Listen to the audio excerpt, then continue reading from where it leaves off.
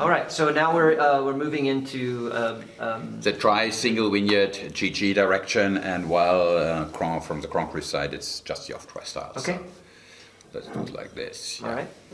So the VDP is an organization that sort of spearheaded moving to the site classification system and including up to the Great Growth's dry style. Is that a good interpretation for them? Absolutely. Okay. So this is, and so Grosses Gewächs is how I say it, but I'm sure you can say it for them better. They have to be Grosse Lage. Right. Which is the best vineyards, right? Right. And they have to be fermented dry. The GGs, yes. GG, okay. or so which are the letters for Grosses Gewächs. Okay. It makes it a bit easier. They have to be dry. But as well, we have the off-dry version, which is just called Brauneberger Juffer Riesling Grosse Lage.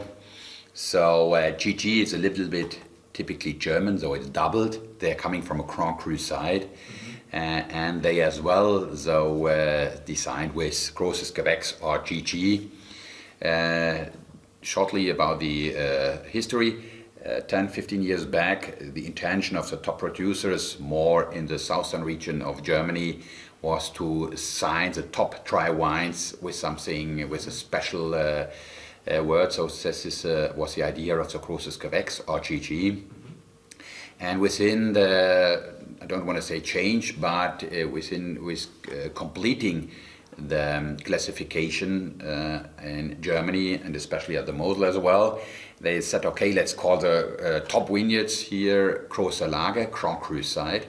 And GG letters has been so well established on the German, especially in the restaurant market, that they didn't want to take it away. That's why they kept it and at least doubled a little bit the thing.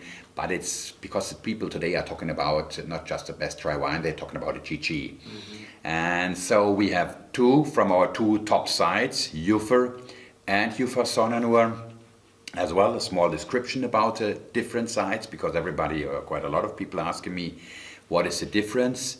Well, Sonnenur is very close to the Mosel liver, is maybe the eye dot on the Brauneberger Juffer, which is like a hat on the Juffer Sonnenur. So Juffer Sonnenur is 10.5 hectares, a very high percentage of slate. Mostly you just have 1, 2, 3 meters till the rocks are coming. So the wines are very expressive in freshness, lightness, purity, elegance, and showing really this Riesling character in the refreshing side more, but still with a wonderful texture, depth, and a super ripeness potential. Juffer as well has a high amount of slate, but as well there are different parts with a bit more of organic material, fine soil, so they get a bit more of bodied. And Juffer we're going to harvest at maybe at least a week, 1.5 earlier, which doesn't make a huge change. But so we want to keep the Juffer a bit more on the fresher side, lighter side, so it's always or quite often has 0.5% of alcohol less, though it's more a bit easier to drink maybe. And Sonnenur where we are gambling on the highest way, try to get just the best. For both wines, we go in 2, 3, 4 times into the vineyards to pick the level of grapes, the level of ripeness, and though it needs several passes to harvest wines like that. You cannot just do it in one time. The first time maybe we go for Cabernet, for example, keeps the freshness, and the second time for a Spalys or whatever, and then the third or last time. So we go for the GGs, or take out as well GG and some botrytis berries for some fruity wines. It's a lot of handwork and small quantities, but if you want to get wines with this expression, this depth, the ripeness potential, and if you want to produce on a high quality level, you have to do these things by hand in several passes. It definitely shows your wines are remarkably pure. Thank you very much. And I think it's really important to note the variety of style in GG wines. A GG wine from Pfalz is not going to be anything like a GG wine from here.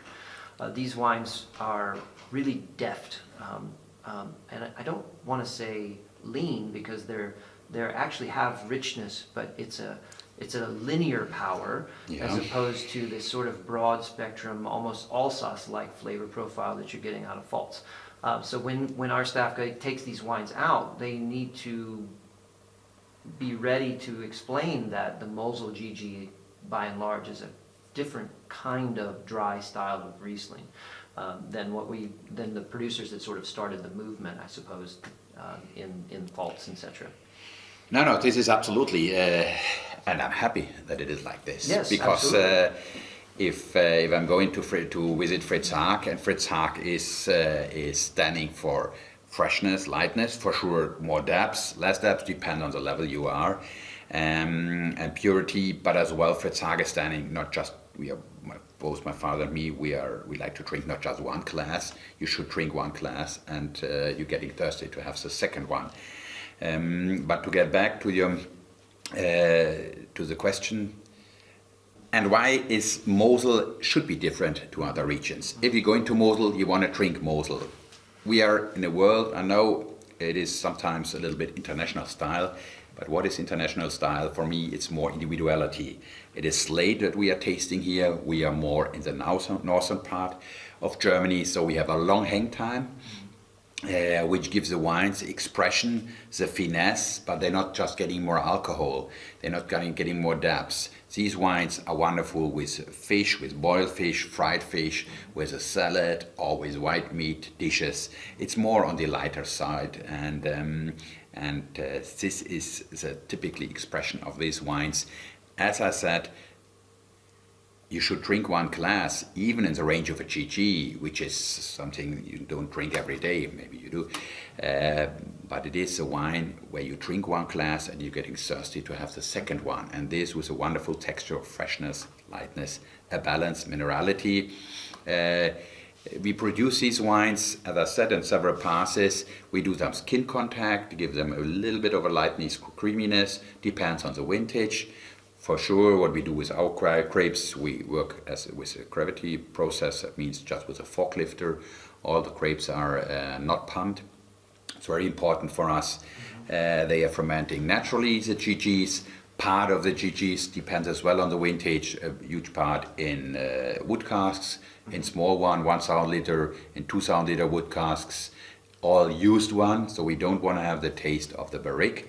I think Riesling is very fine, very elegant. We don't like to have the wood. We just want to have the purity of the Riesling taste. And then afterwards we leave it on the yeast till June, July, just before the bottling. Sometimes we do a little bit of Stir. with steering, sometimes Batonnage. not. Batonnage depends as well on the vintage. For example, 18 has enough creaminess. We do nothing. And 17 with a bit more of acidity, freshness. I did with some wines a little bit of steering, give them a bit more of creaminess and a wonderful balance. And at the end, it should be wines which have a potential of 10, 15, 20 years, but you can drink it as well in the young stadium. They are well balanced with for sure wonderful integrated acidity, which gives the wines a freshness, a lightness, and the animation to drink more. But on the other side as well, the texture, the creaminess, and a little bit taste of the ripe Riesling berries to give them the possibility to match with a lot of different food.